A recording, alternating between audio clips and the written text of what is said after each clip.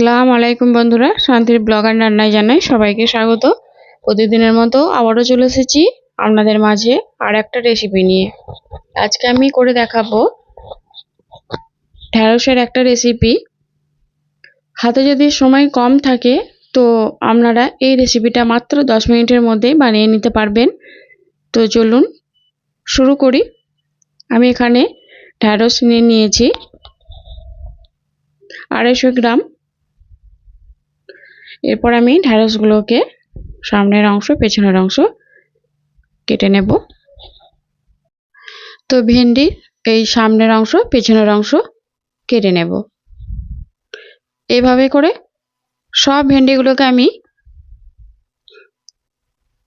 Ready করে নিয়েছি। দেখুন, এগুলোকে রেডি করে নিয়েছি। এরপর আমি এগুলোকে ধুয়ে নেব। আর ভেন্ডি বা ঢ্যাঁড়স যেটাই বলুন না কেন, এটা একটু নরম হলেই খুব ভালো হবে। তো এগুলোকে আমি ভালো করে ধুয়ে পরিষ্কার করে আর একটা শুকনো কাপড় নিয়ে এটাকে আমি মুছে নিয়েছি যাতে পানি না থাকে। এরপর আমি এদিকে একটা কড়াই গরম করে নিয়েছি। কড়াইয়ের মধ্যে দিয়ে দিলাম পরিমাণ মতো সরষের তেল আর দিলাম নুন। এরপর আমি ভেন্ডিগুলো এর মধ্যে দিয়ে দিয়েছি। এগুলোকে আমি ভেজে নেব, তবে খুব বেশি কড়া করে ভাজবো না, হালকা ভেজে নেব। আর ভেন্ডিগুলো যদি খুব বেশি কড়া করে ভাজা হয় তাহলে কেমন একটা কালচে কালচে দেখায়, ভালো লাগে না। তো এটা আমার ভাজা হয়ে গেছে, আমি এরপর কড়াই থেকে উঠিয়ে নেব। এদিকে আমি নিয়ে নিয়েছি পেঁয়াজ একটা বড় সাইজের, আর টমেটো নিয়েছি মাঝারি সাইজের একটা, আর নিয়েছি দুটো কাঁচা লঙ্কা। এরপর আমি এখানে পেঁয়াজ আর কাঁচা লঙ্কা দুটো পেস্ট বানিয়ে নেব।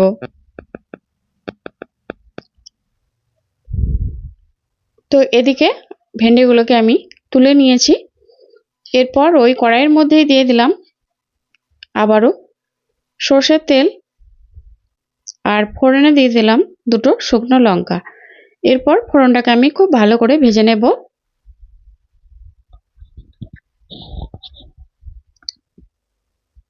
তো ফোড়নটাকে ভেজে নিয়েছি। এরপর আমি এখানে দিয়ে দেব পেঁয়াজ আর কাঁচা লঙ্কার যে পেস্টটা বানিয়েছিলাম সেটা এর মধ্যে দিয়ে দিলাম।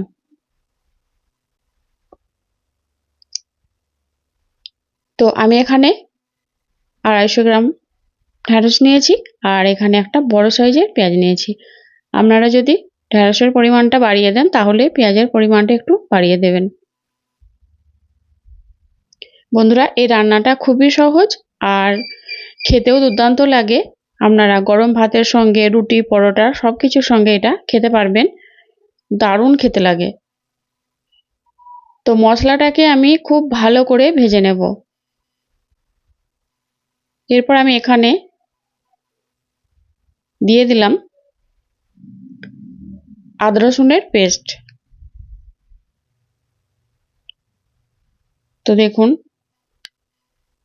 পেঁয়াজটা অনেকটাই ভাজা ভাজা হয়ে গেছে আর এরকম সুন্দর একটা কালার চলে এসেছে। আর এটা যত বেশি কষানো হবে ততই খেতে আরও বেশি ভালো লাগবে। এখানে আমি দিয়ে দিলাম মশলা। এখানে আমি 1 চামচ হলুদ গুঁড়ো দিয়েছি, আর এখানে কাশ্মীরি লঙ্কা গুঁড়ো দিয়েছি 1.5 চামচ, আর জিরে গুঁড়ো 1/2 চামচ। মশলাটা দিয়ে দিয়েছি। এরপর আমি এখানে পানি দিয়ে দিলাম 1 চামচের মতো, যাতে মশলাটা পুড়িয়ে না যায়। এরপর মশলাটাকে আমি খুব ভালো করে কষিয়ে নেব 3 থেকে 4 মিনিটের মতো। এই মশলাটা যত বেশি কষানো হবে তত খেতে আরও বেশি টেস্টি হবে।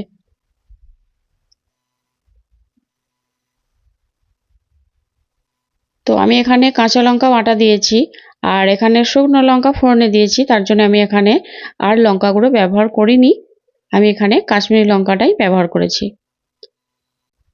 তো খুব ভালো করে একটু টাইম নিয়ে মশলাটা আর পেঁয়াজ বাটাটা খুব সুন্দর করে কষিয়ে নিতে হবে।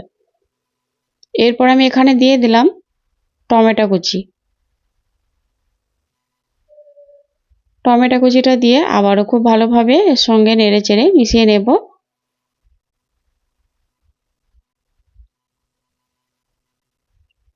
দেখুন আস্তে আস্তে কালারটা চেঞ্জ হয়ে আসছে। এটা যত বেশি কষানো হবে আর এই মশলার কালারটা তত বেশি চেঞ্জ হয়ে যাবে। টমেটোগুলো দেওয়ার পর আমি আবারও ঢাকনা দিয়ে ঢেকে দিলাম যাতে টমেটোগুলো নরম হয়ে যায়।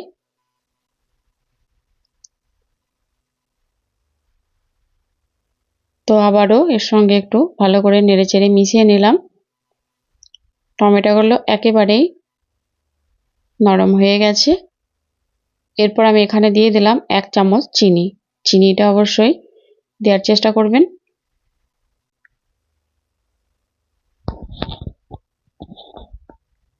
তো মশলাটা আমার প্রায় কষানো হয়েই এসেছে। দেখুন মশলাটা একটু টাইম নিয়ে কষিয়ে নিতে হবে। তো এটা কষানো হয়ে গেছে। এরপর আমি এখানে ভেজে রাখা ঢ্যাঁড়সগুলো দিয়ে দিলাম। আর ঢ্যাঁড়সগুলোকে একটু নরম দেখে নিতে হবে, একটু শক্ত দেখে নিলে খেতে ভালো লাগবে না। ঢ্যাঁড়সগুলো মশলার মধ্যে দিয়ে আবারও খুব ভালোভাবে 2 মিনিট কষিয়ে নেব।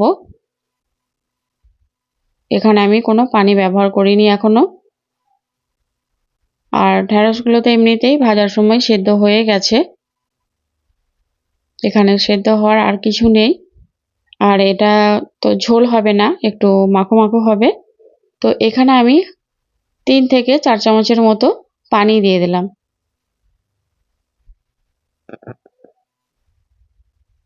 এরকম একটু মাখো মাখো হবে। বন্ধুরা এভাবে যদি কেউ না বানিয়ে থাকেন, একবার হলেও বাড়িতে এভাবে করে বানিয়ে খেয়ে দেখবেন। গরম ভাতের সঙ্গে, রুটির সঙ্গে, পরোটার সঙ্গেও এটা আপনারা খেতে পারবেন। তো দেখুন এটা আমার হয়ে গেছে। আর এর থেকে আমি আর বেশি ঝোল রাখবো না। তো এটা আমার রেডি গরম ভাতের সঙ্গে খাওয়ার জন্য। তো গরম ভাতে গরম গরম পরিবেশন করুন। আপনারা রুটিতেও খেতে পারবেন এটা। দারুণ খেতে লাগে। তো আমার এই রেসিপিটা যদি ভালো লেগে থাকে লাইক কমেন্ট করবেন। আজ এই পর্যন্ত, দেখা হবে আবার পরের ভিডিওতে।